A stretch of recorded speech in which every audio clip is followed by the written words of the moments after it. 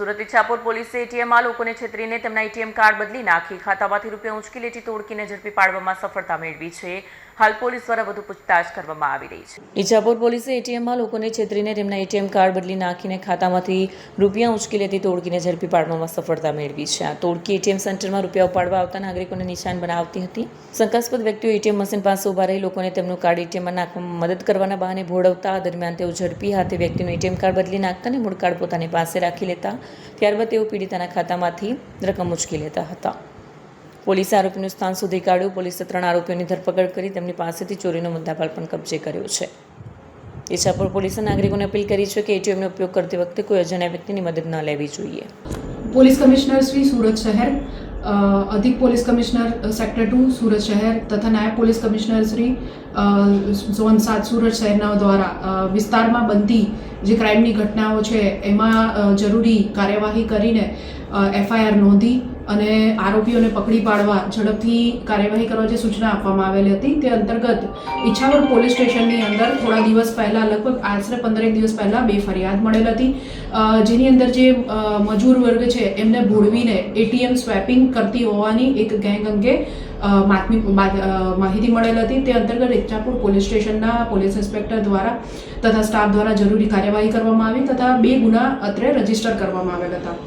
આ 2 ગુનાના કામે એવું ધ્યાનમાં આવેલ હતું કે એક ગેંગ છે જે એટીએમની અંદર અમુક ગેંગ મેમ્બર્સ પહેલેથી હાજર હોય અને જે મજૂર વર્ગ કેમ પોતાનું એટીએમ કાર્ડ લઈને પૈસા ઉપાડવા માટે આવે ત્યારે વ્યક્તિને વાતોમાં ભોળવીને તેનું જે એટીએમ કાર્ડ છે એ લોકો સ્વેપ કરી લેતા હતા અને એને બીજું ભળતું કાર્ડ પધરાવી દેતા હતા અને અત્યારે એટીએમ ચાલુ નથી, નેટવર્ક કનેક્શન છે એવું સમજાવીને ભોળવીને અને વ્યક્તિને મોકલી દેતા હતા. અને આ સમગ્ર પ્રક્રિયા દરમિયાન તેનું કાર્ડ સ્વેપ કરવું થતાં સાથે સાથે એકવાર એનું જ્યારે પહેલીવાર કાર્ડ એટીએમમાં નાખે ત્યારે જે હાજર 2-3 વ્યક્તિઓમાંથી એક વ્યક્તિ એનો પાસવર્ડ જોઈ લેતો હતો અને આ રીતના કાર્ડ અને પાસવર્ડ મેળવીને ત્યારબાદ વ્યક્તિ એટીએમમાંથી નીકળી જાય ત્યારે તેના કાર્ડનો યુઝ કરીને જે પૈસા છે એટીએમમાંથી વિડ્રો કરવામાં આવતા હતા. ઇચ્છાપુર પોલીસ સ્ટેશનની ટીમ દ્વારા હ્યુમન ઇન્ટેલિજન્સ અને ટેકનિકલ વર્કઆઉટના કરીને આ 2 જે ગુનાઓ છે એની અંદર કુલ 3 આરોપીઓને અરેસ્ટ કરવામાં આવેલ છે. ગુનાની વિગત જોઈએ તો આ બંને ગુનાના કામે કુલ 83,000 રૂપિયા ટોટલ આ ગુનામાં ગયેલા હતા, જેમાંથી આશરે 62,500 જેટલી રકમ રોકડ, 3 મોબાઈલ ફોન તથા કુલ 14 એટીએમ કાર્ડ આ 3 આરોપીઓ પાસેથી મળી આવેલ છે.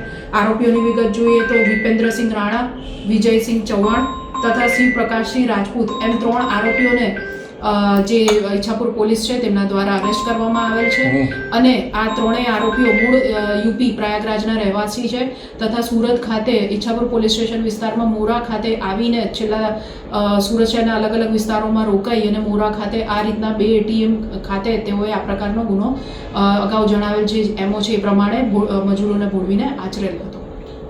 સર, અગાઉ પણ આ કોઈ આરોપી આવું કૃત્ય કરતા પકડાય એવું કંઈ ખરું? ના, અત્યારે તો આ 2 જે ગુના રજીસ્ટર થયા છે એમાં આ ગેંગ જ પકડાઈ છે. ગઈકાલે રાત્રે તેમને અરેસ્ટ કરવામાં આવ્યા છે અને જેમ કીધું કે કુલ 83,000માંથી 62,500 રૂપિયા ઇચ્છાપુર પોલીસ દ્વારા રોકડમાં રિકવર કરવામાં આવેલ છે અને આગળ આજે આ આરોપીઓને અરેસ્ટ કરીને કોર્ટમાં રિમાન્ડ વગેરે મેળવવામાં આવનાર છે અને આ ગુનામાં એ લોકોનું આ સુરતમાં કાં તો બીજી કોઈ પણ જગ્યાએ આ પ્રકારના ગુના આચર્યા હોય તે અંગે વધુ તપાસ રિમાન્ડ મેળવ્યા પછી હાથ ધરવામાં આવશે.